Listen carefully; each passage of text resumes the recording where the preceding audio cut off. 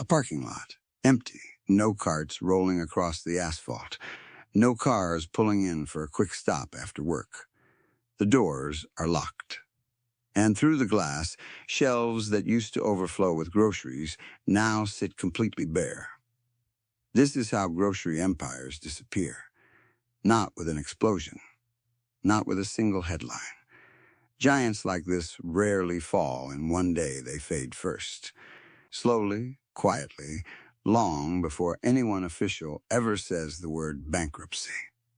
Today, we're looking back at 12 major supermarket chains that once fed millions of families every single week, and ultimately couldn't survive. Some of these names you grew up shopping at. Some of them were the biggest retailers in the entire country. And every single one of them tells a different story. Some collapsed under crushing debt. Some were dragged down by mergers that never should have happened. Some simply couldn't keep up with how people started shopping. And some were brands everyone assumed were simply too big to ever fail. Different causes, different decades, different parts of the country. But every single one of them ends the exact same way, with locked doors, empty shelves, and a name that used to mean something, gone. Let's start with the grocery empire that once operated more than 16,000 stores across the United States. Number 12, A&P. Drive through certain neighborhoods today, and you'll still spot the building. Same brick, same footprint, same parking lot, but the sign above the door is gone, replaced by something else entirely. That quiet substitution is the whole story of A&P. At its height, this wasn't just a grocery chain. A&P ran nearly 15,700 stores across the country, making it the largest retailer in America, grocery or otherwise. 1 in 6 supermarkets carried its name. For millions of households, going to the store simply meant going to A&P. But the seeds of collapse were planted decades before anyone noticed. As families moved to the suburbs and wanted bigger stores with bigger parking lots, A&P didn't move with them. Instead of reinvesting in new locations and modern supply chains, the company kept funneling profits into shareholder dividends, leaving less and less to compete with. The shrinking wasn't sudden, it was slow and constant. Thousands of stores became hundreds. By the time A&P filed its first bankruptcy, only 395 locations remained. It clawed through that filing, but not the second one. By 2015, down to just 296 stores, the company was liquidated for good. Its name sold off piece by piece to competitors. A&P didn't die the day it filed for bankruptcy. It started dying the day it stopped investing in what came next, and that pattern would repeat again and again on this list. Number 11, Winn-Dixie. Sometimes a company doesn't vanish after bankruptcy. It just keeps going, and that can be even more unsettling. Winn-Dixie is the clearest case of that on this list. For generations, the name was stitched into daily life across the South. More than 1,000 stores spread through Florida, Georgia, Alabama, Mississippi, and Louisiana. This wasn't just a place to grab groceries. It was the butcher counter families trusted, the bakery they knew by smell, the employees who'd worked there for years. In 2005, Winn-Dixie filed for bankruptcy, but the lights stayed on. Employees kept showing up.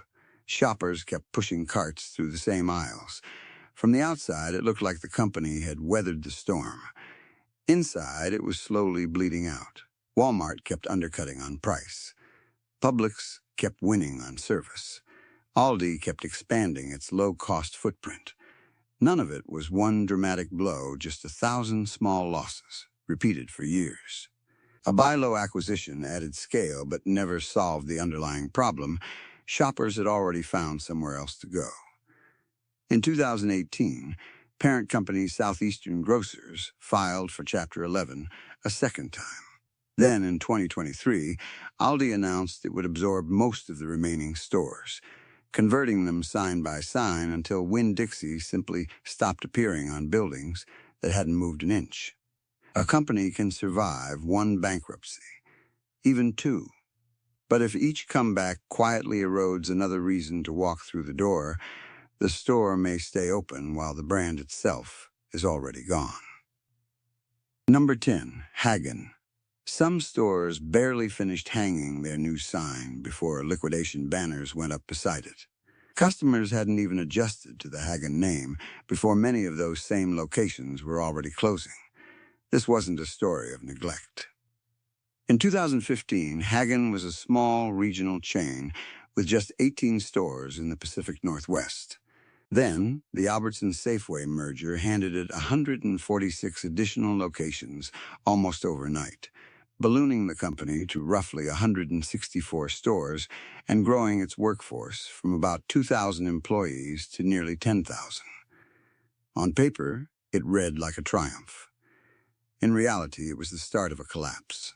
Every new store came with its own staff, its own systems, its own supply chain. And customers with completely different habits than Haggen was used to serving. Employees were still learning new procedures when some were told their store would close. Shoppers walked in under a brand new sign, only to find liquidation notices a few months later. That's something no acquisition contract can account for. You can buy hundreds of stores with a signature, but you can't instantly buy operational culture, a coordinated workforce, or years of built-up customer trust. Costs climbed faster than revenue could follow, and Haggen found itself competing in markets where rivals already had deep roots. Less than a year after its massive expansion, Haggen filed for bankruptcy. Most of the acquired stores were sold right back to Albertsons and other chains. Not every company fails because it's too small. Some fail because they grow faster than they can control. Number 9. Marsh Supermarkets. Walk into the store and nothing looks wrong. The produce section is fully stocked, the dairy cases are full, employees are greeting customers like it's any other Tuesday.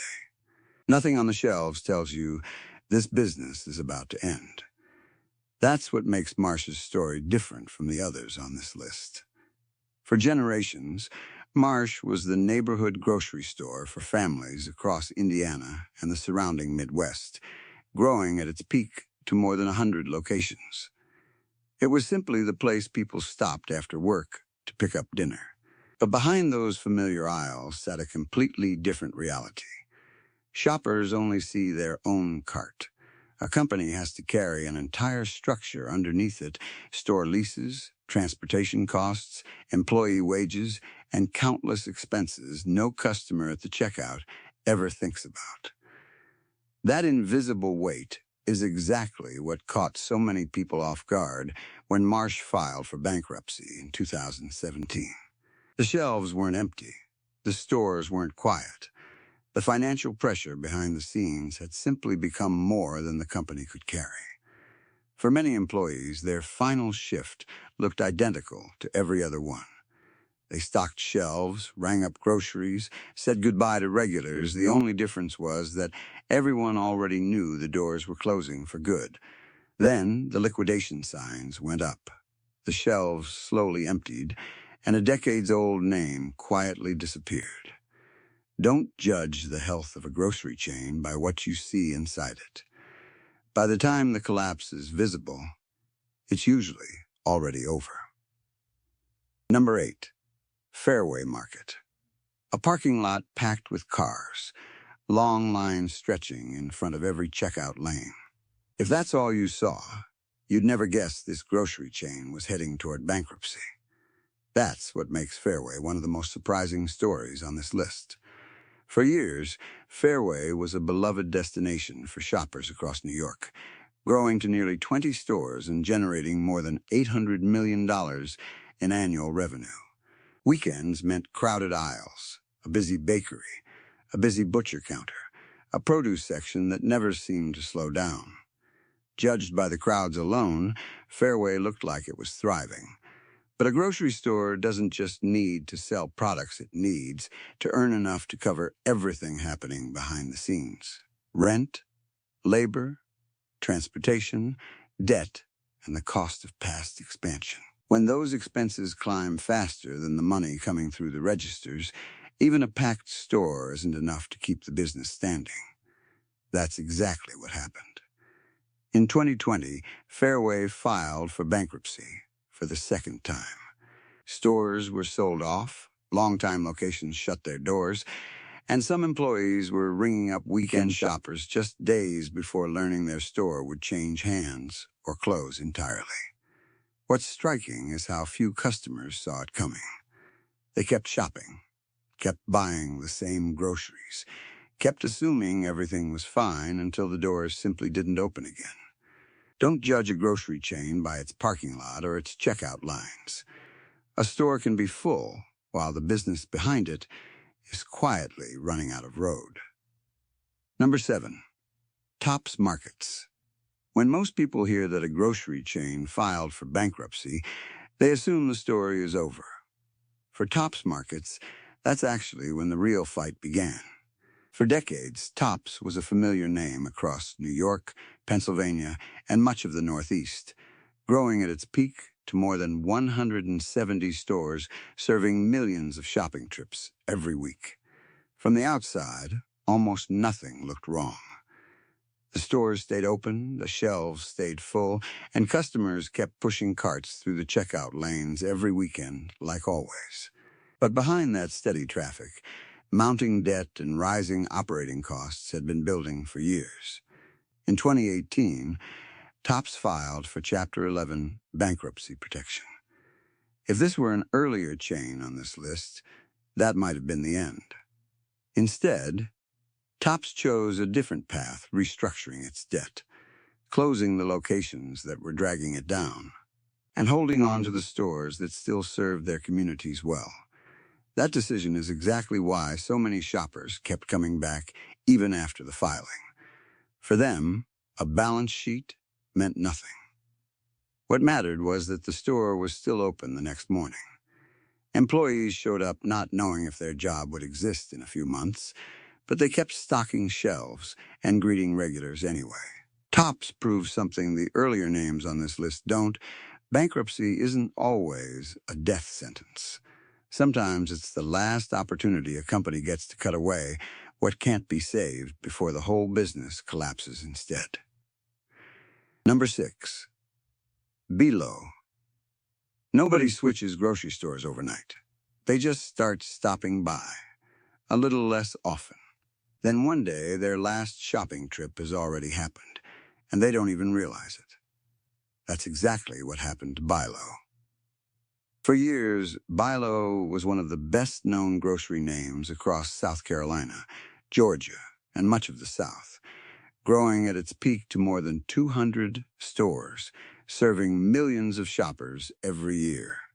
For many families, it was simply the place to stop on the way home for milk, meat, and the week's groceries. Then the market shifted. Walmart kept expanding its low-price grocery business. Publix kept winning loyalty through service. Aldi kept pulling in shoppers with an increasingly competitive low-cost model. Bilo didn't sit still in 2012. It acquired Winn-Dixie, hoping scale alone could compete.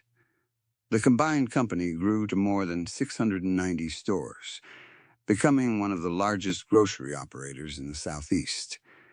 But people don't shop based on size. They shop based on habit. If a store stops feeling familiar or another option becomes more convenient, shoppers drift away quietly, one trip at a time. In 2018, parent company Southeastern Grocers filed for bankruptcy to restructure the business. Within a few years, the Bilo name had all but vanished as remaining stores were sold or rebranded. You can merge hundreds of stores. You can grow revenue and expand your footprint. But you can't merge customer loyalty, and in retail, that may be the most valuable thing a company can lose. Number 5. Pathmark. One evening, a woman drove to her usual Pathmark, just like she had for years. The parking lot was dark. A single notice was taped to the front door. The store had closed for good. No goodbye, no final day, announced just a routine that had lasted decades, suddenly cut off. At its peak, Pathmark operated more than 140 supermarkets and generated close to $4 billion in annual revenue for families across New York, New Jersey, and Pennsylvania. It wasn't just a place to buy groceries. It was woven into the rhythm of weekly life. But what pushed Pathmark into bankruptcy didn't start the day it filed for Chapter 11. It started years earlier, every time someone chose a different supermarket because it was closer to home, every time they found a better price somewhere else, every time they told themselves they'd come back to Pathmark next week. And next week quietly became next month. A grocery chain doesn't lose all its customers overnight.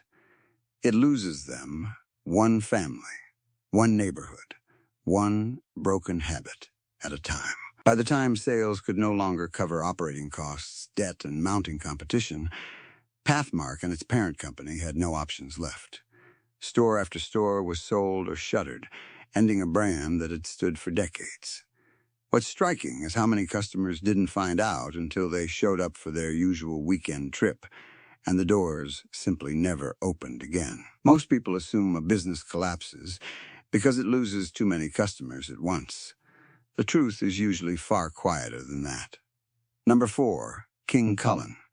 Some brands feel permanent, not because they're the biggest, but because they were the first.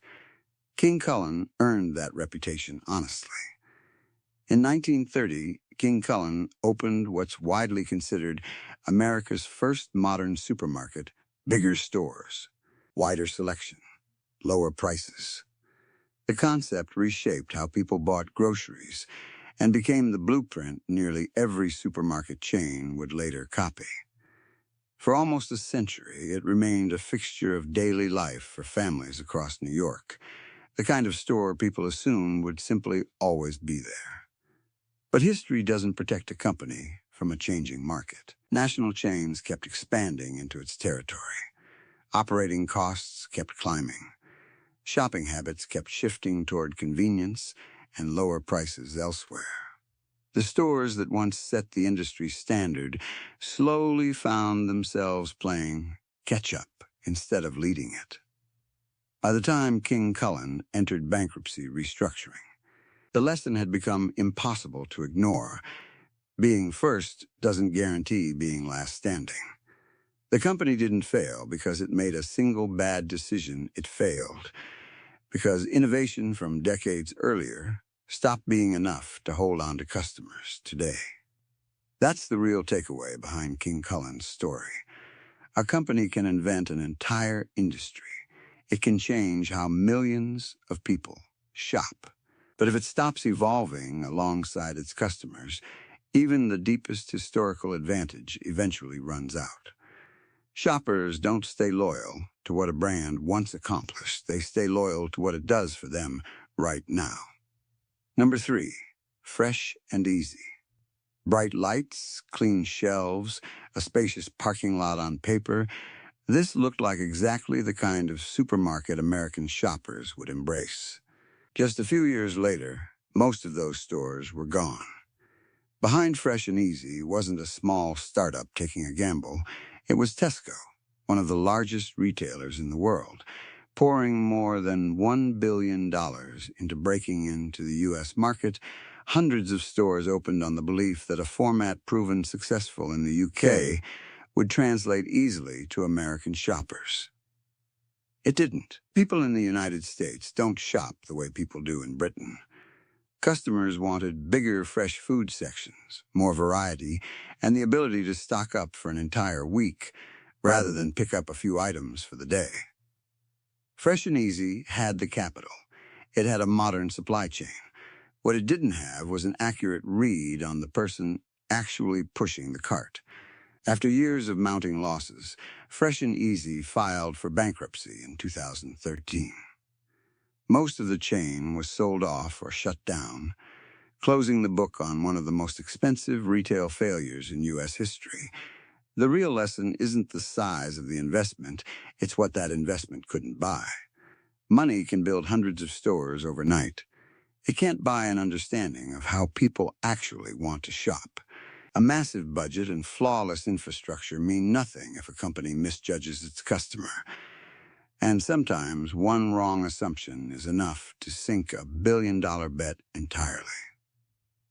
Number 2, food for less. For shoppers stretching every dollar of their grocery budget, food for less wasn't just a store, it was a strategy. Its entire model was built around one promise: as many groceries as possible for as little money as possible. Everything about the chain was engineered to keep prices down. Fewer employees on the floor, simpler store layouts, customers bagging and loading their own groceries. Every dollar saved on operations got passed straight back to shoppers as a lower price tag. It worked, and for years that low-cost promise built real loyalty. But that same promise eventually became its biggest liability. As fuel costs rose, shipping expenses climbed, wages increased, and everyday overhead like electricity and insurance grew more expensive across the board, a business built entirely around razor-thin margins was among the first to feel the squeeze. Underperforming stores were closed or restructured as ownership changed hands and the company reorganized to stay afloat. What most customers never saw was how much strain sat behind those low prices. If prices went up, shoppers assumed the store had simply gotten more expensive. If prices held steady, they never saw how much the company had cut internally, just to keep that promise intact. Low prices aren't just a selling point, they're a commitment. And when the broader economy gets more expensive all at once, keeping that commitment becomes far harder than simply opening another location. Sometimes the toughest challenge in retail isn't attracting more customers. It's continuing to save them money while every cost around you keeps climbing. Number 1, Bruno's Supermarkets. On the sales floor, a cashier scans groceries like it's an ordinary afternoon. Hundreds of miles away, inside a boardroom, a handful of signatures have already begun determining what happens to an entire grocery chain long before any customer notices a thing. For years, Bruno's was one of the largest supermarket operators in the South, running more than 250 stores under multiple banners and serving millions of families across Alabama, Florida, Georgia, Mississippi, and Tennessee. It was a name people trusted without thinking twice about it. Then, in 1995, Bruno's was acquired in a leveraged buyout worth more than $1 billion. Along with new ownership came a massive debt load, one the company would be carrying long before shoppers ever saw a sign of trouble. As Walmart supercenters expanded aggressively and competition intensified across every market Bruno served, the chain steadily lost ground. By 1998, the pressure had become unavoidable, and Bruno's filed for Chapter 11 bankruptcy. It restructured and kept operating for a time, but never recovered its former footing, and most of the chain was eventually sold off or shut down entirely. What separates Bruno's from every other name on this list isn't its size, it's timing. Some companies fail because customers walk away. Others fail because they expand too fast. Bruno's shows a third path. A business can start weakening because of financial decisions made years before the first warning sign ever reaches the sales floor. Growth can be purchased with debt, but debt can just as easily buy away a company's future long before the first store ever closes. Looking back at all 12 of these grocery chains, the most striking part isn't which names ultimately filed for bankruptcy, it's how few of them collapsed overnight. A&P, Winn-Dixie, Haggen, Marsh, Fairway, Tops, Bilo, Pathmark, Kullen, Fresh and Easy, Food for Less, and Bruno's all showed warning signs long before the headlines hit. A handful of stores quietly closed. A once familiar brand slowly faded from the neighborhood. Small shifts most shoppers never noticed until the doors were already locked for good. That's really the through line connecting every supermarket bankruptcy on this list. The filing itself is rarely the beginning of the crisis. It's the final chapter of changes that had been building quietly for years behind the scenes. In boardrooms, in balance sheets, long before customers ever saw it reflected on the shelves. So the next time you walk into a familiar grocery store, it might be worth looking a little closer. Not just at what's stocked on the shelves, but at the small signs happening right in front of you. Because history shows those signs are usually there long before anyone else notices them. If this breakdown of America's biggest grocery store bankruptcies surprised you, make sure to subscribe for more deep dives into the retail chains, restaurants, and brands that shaped American life and are quietly disappearing from it. Drop a comment below and let us know which of these 12 grocery store closures hit you the hardest. Or is there a supermarket from your own childhood you think deserves a spot on this list? And if you enjoyed this video, hit like and share it with someone who remembers shopping at one of these stores. It helps this channel keep telling these stories.